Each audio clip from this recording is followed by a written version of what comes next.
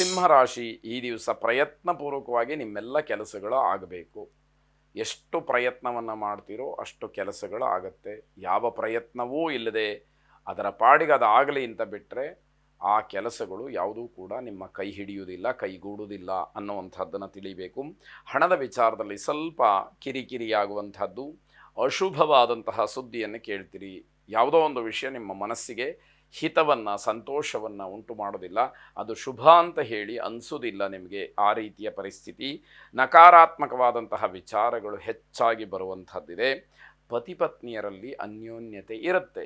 ಇಷ್ಟರ ಮಧ್ಯದಲ್ಲಿ ದಾಂಪತ್ಯ ಜೀವನ ಅಥವಾ ಕೌಟುಂಬಿಕವಾದಂತಹ ಜೀವನ ಮನಸ್ಸಿಗೆ ಸಮಾಧಾನವನ್ನು ಕೊಡುತ್ತೆ.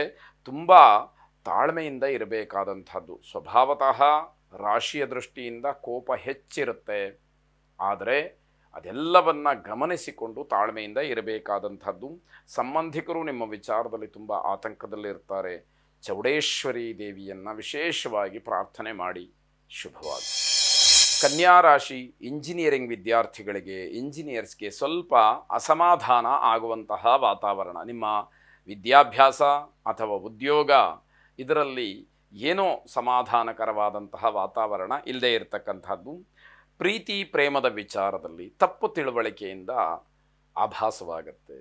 ಸರಿಯಾದಂತಹ ರೀತಿಯಲ್ಲಿ ಅರ್ಥ ಮಾಡಿಕೊಳ್ಳದಲೆ ತಪ್ಪನ್ನು ಗ್ರಹಿಸಿ ನೀವು ತಿಳಿದಿರುವಂಥದ್ದೇ ಸರಿ ಅನ್ನುವಂತಹ ಭಾವನೆಯಲ್ಲಿ ಇದ್ದಾಗ ಇದಕ್ಕೆಲ್ಲ ಕಾರಣ ಆಗತ್ತೆ ಎನ್ನುವಂಥದ್ದು.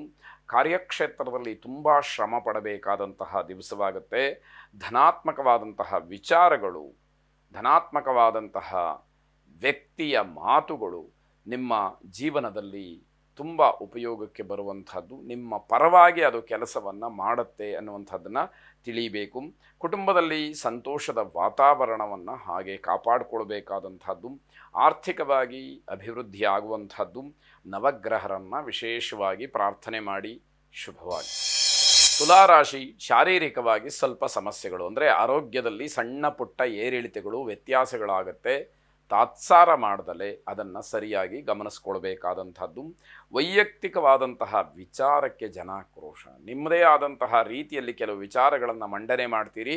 ಇದೇ ಸರಿ ಅನ್ನುವಂತಹ ವಾದ, ಮೊಂಡುತನ ಜನಾಕ್ರೋಶಕ್ಕೆ ಕಾರಣ ಆಗಬಹುದು ಅನ್ನುವಂಥದ್ದು. ಮಹಿಳೆಯರಿಗೆ ಹೊಟ್ಟೆ ನೋವಿನ ಸಮಸ್ಯೆ ಕಾಡುವಂಥದ್ದು.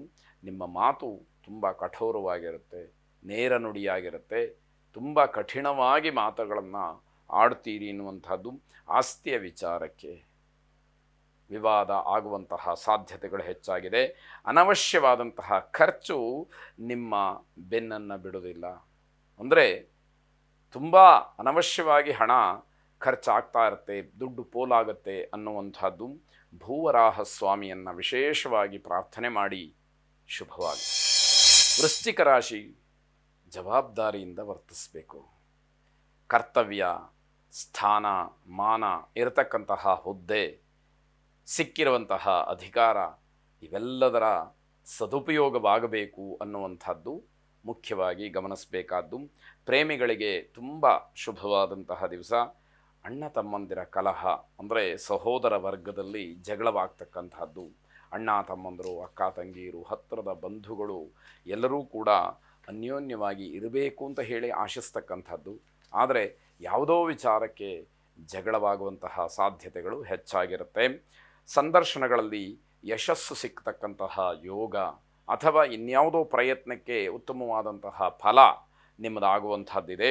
ಹೊಸ ಗುರಿಗಳನ್ನು, ವಿಚಾರಗಳನ್ನು ತಿಳ್ಕೊಳ್ಳೋದಕ್ಕೆ ಸರಿಯಾದಂತಹ ಸಮಯ ಇದು. ಯಾವುದೋ ಒಂದು ನಿರ್ದಿಷ್ಟವಾದ ಉದ್ದೇಶವನ್ನು ಇಟ್ಟುಕೊಂಡು ಕೆಲಸವನ್ನು ಮಾಡಬೇಕು. ಅದಿಲ್ಲ ಅಂತಾದಾಗ ನಮಗೆ ಯಾವ ಒಂದು ನಿರೀಕ್ಷೆಯೂ ಕೂಡ ಸರಿಯಾಗಿ ಕಾಣದೇ ಇರತಕ್ಕಂಥದ್ದಾಗುತ್ತೆ.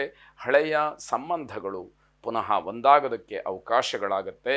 ಇಷ್ಟ ದೇವತಾ ಅನುಗ್ರಹವನ್ನು ಪಡ್ಕೊಳ್ಳಿ. ಶುಭವಾಗಿ.